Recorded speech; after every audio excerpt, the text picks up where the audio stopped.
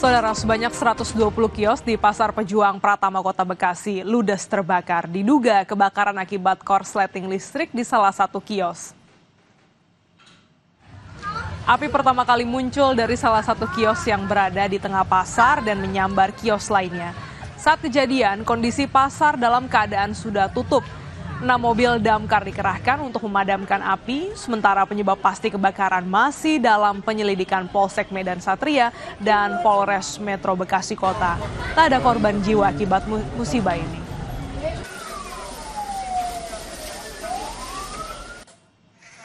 Tiga gudang di wilayah Kalideres, Jakarta Barat terbakar pada Sabtu sore.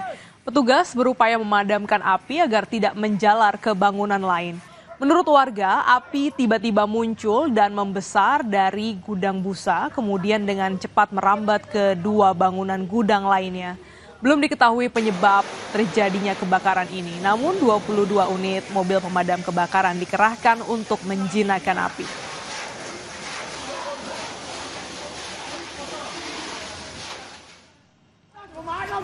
Di Parepare, Sulawesi Selatan, 3 unit asrama di pondok pesantren terbakar. Api diakibatkan korsleting di salah satu asrama. Kepanikan melanda para santri dan api yang berkobar merembet kedua bangunan asrama yang terbuat dari kayu. Api diduga berasal dari meteran listrik di salah satu asrama. Tidak ada korban jiwa dalam peristiwa ini.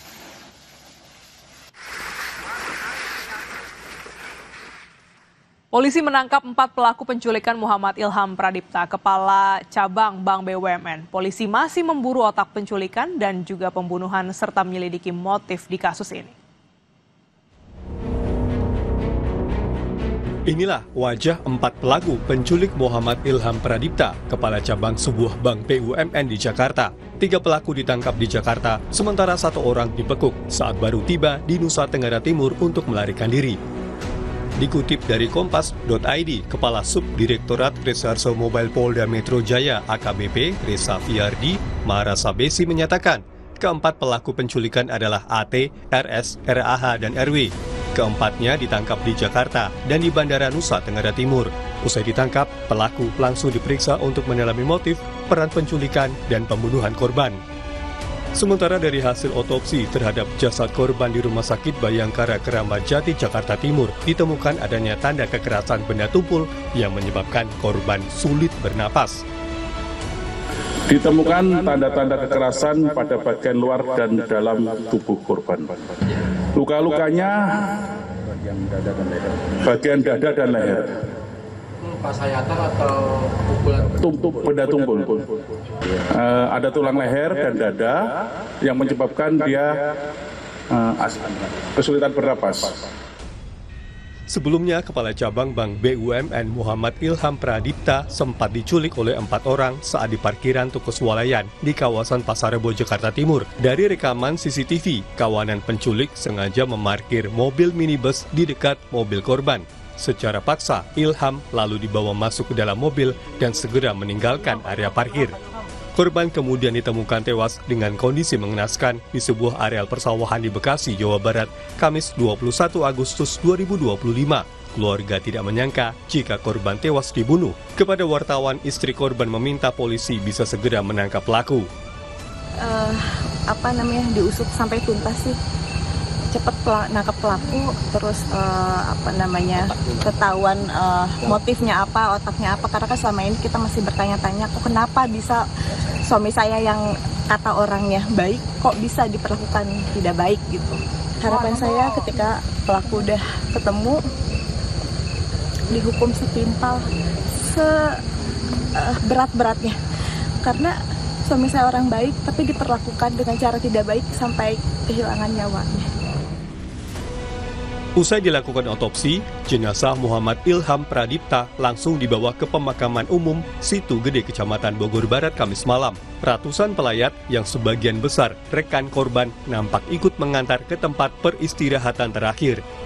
Setelah menangkap 4 pelaku, polisi masih mengejar pelaku lain. Saat ini, polisi masih belum mengungkap motif dari penculikan dan pembunuhan terhadap Ilham Pradipta. Tim Liputan Kompas TV. Kita pantau perkembangan penyidikan motif dan otak di balik pembunuhan Kepala Cabang Bank BUMN. Kita pantau bersama jurnalis Kompas TV, Jihan Jufri.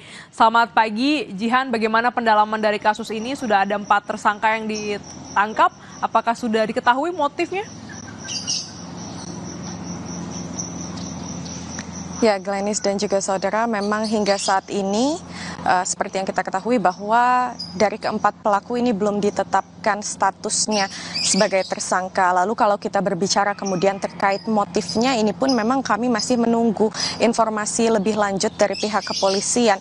Namun kemudian yang bisa dikatakan sebagai petunjuk adalah saya kebetulan sedang berada di depan rumah di mana 3 dari 4 pelaku ini ditangkap oleh pihak kepolisian, yang mana memang informasi yang kami dapatkan dari warga setempat bahwa rumah tersebut ini sempat dipasang pelang bertuliskan disegel ataupun memang masih dalam pengawasan bank.